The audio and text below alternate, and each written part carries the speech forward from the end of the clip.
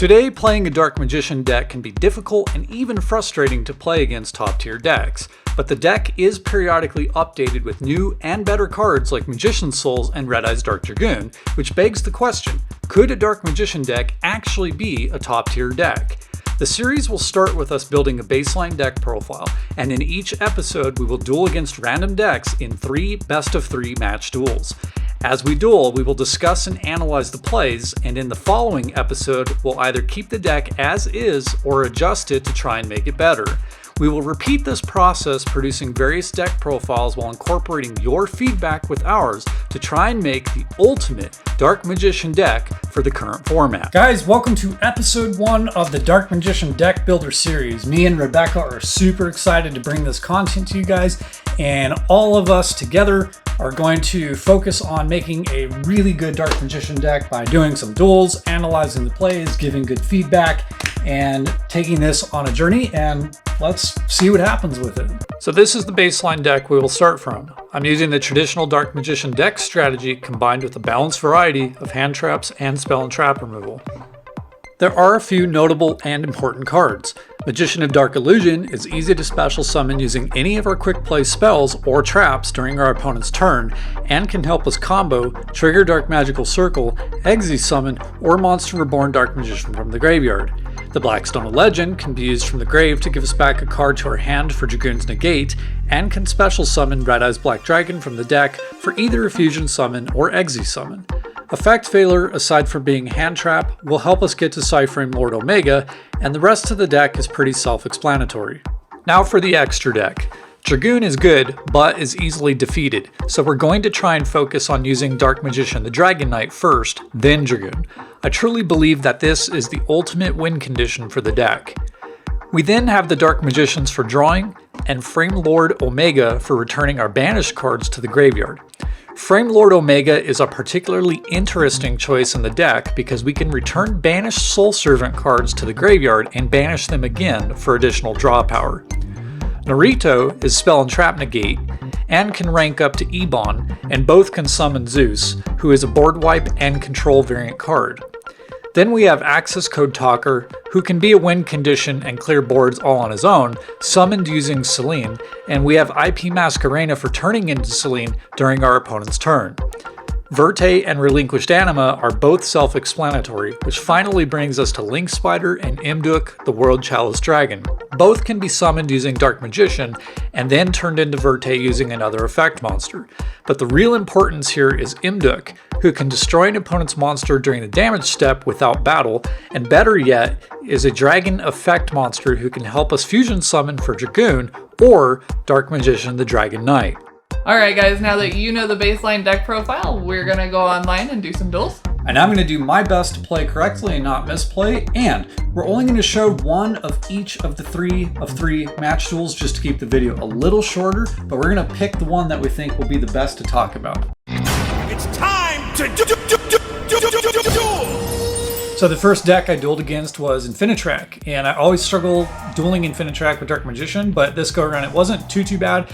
I still don't quite know how the deck works and how to counter it, but it went pretty smoothly, and I feel like overall it was a pretty good duel.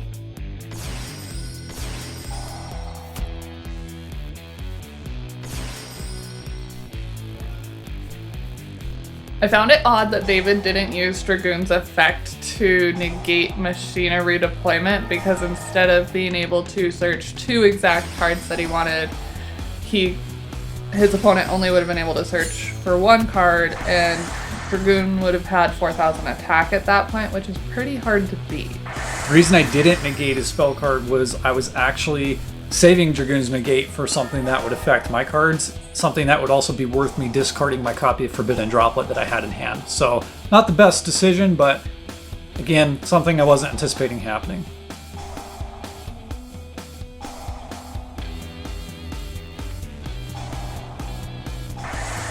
So the good news though is, even though I didn't negate his spell card and all of that happened, holding on to my Forbidden Droplet card, I was able to negate Zeus's effects and bring his attack down to 1500, and ultimately I was able to get Zeus off the field, which worked out in my favor.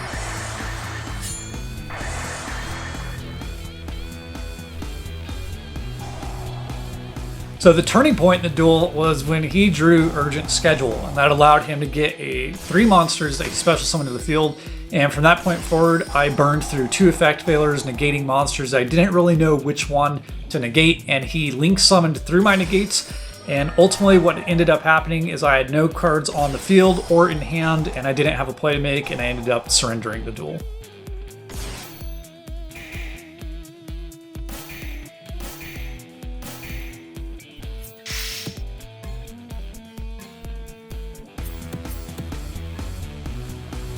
So the next duel I played with Dark Magician was against a PSY-Frame Gear deck, which I never really played a true one before.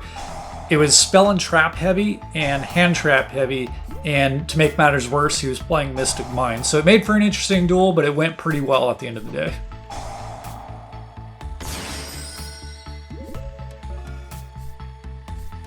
And then he activated Mystic Mind, and the duel went in a completely different direction.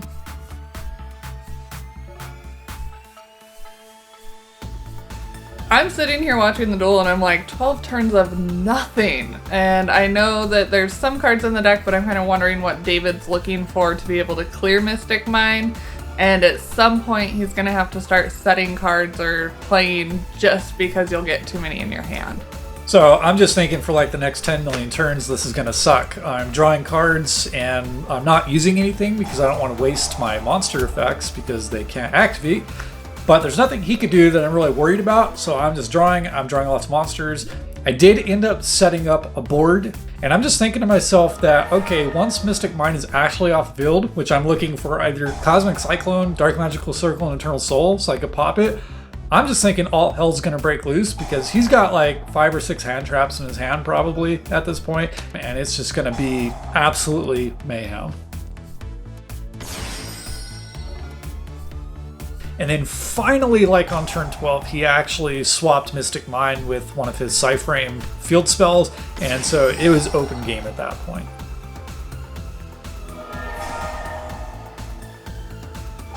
So basically at this point though, he's got 6 PSY-Frame hand traps in hand, and I've got my board set up, and it was just massive negate after negate after negate, but I was able to play through all of it, and using Access Code Talker, I was able to basically clear the bulk of his board, and I was going to attack for game, but I ran out of time and lost the duel because the clock ran.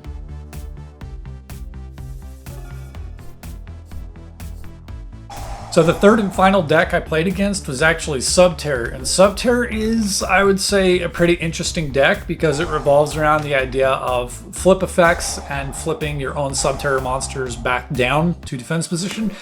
But I would say that the duel went pretty well. I had a lot of fun playing against it, and it was still pretty challenging to oust him as a player.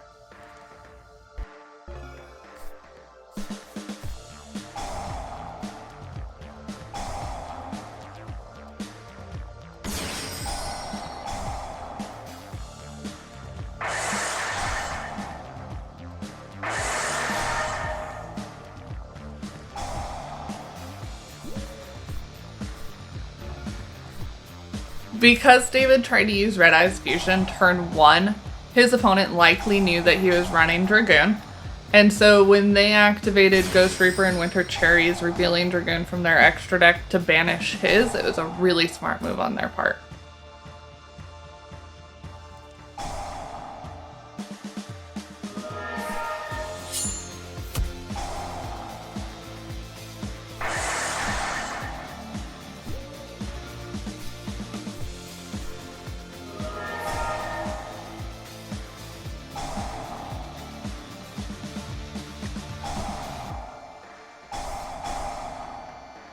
I do have to say that since David didn't have Dragoon, it forced him to get a little bit more creative with how he played his deck, I think. In such using so many link materials to get up to Access Code Talker to be able to get 3 different cards off of the field through that effect.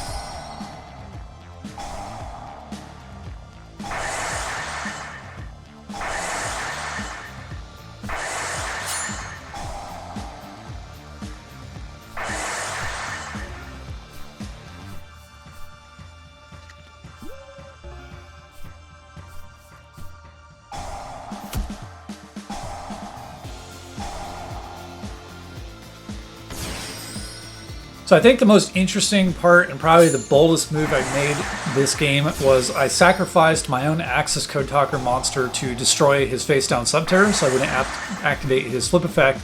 Basically to save my Eternal Soul, because in his follow-up turn I was thinking he might flip it and actually banish my Eternal Soul, which would board wipe me. So it was a bold move, but it was the right move. Or using Dark Magician to get Mduck and then get Eternal Soul and Secrets of Dark Magic to get Dark Magician the Dragon Knight.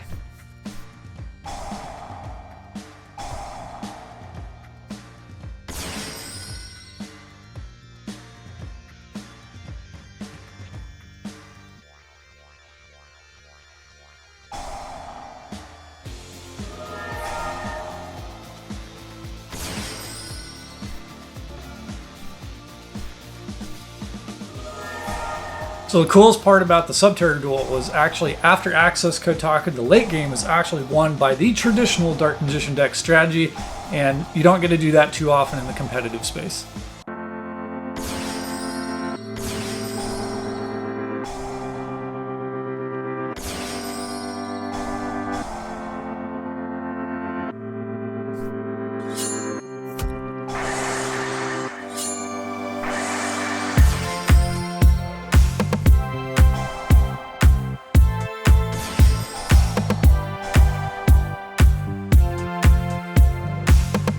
So guys, that wraps up the 3-3 match duels, and we know we only showed one of each just to keep the video a little shorter, but now it's your job to drop a comment in the comment section below. Let us know what you think worked really well in the deck, what didn't work really well in the deck, and if you have a card recommendation that you think would improve the deck, drop it down below. So guys, stay tuned for the next episode where we will take all of your recommendations and all of our recommendations and we will change the deck and see what we can do with it going forward. So guys, also consider liking the video below, subscribing, and we will see you Next time. Bye guys.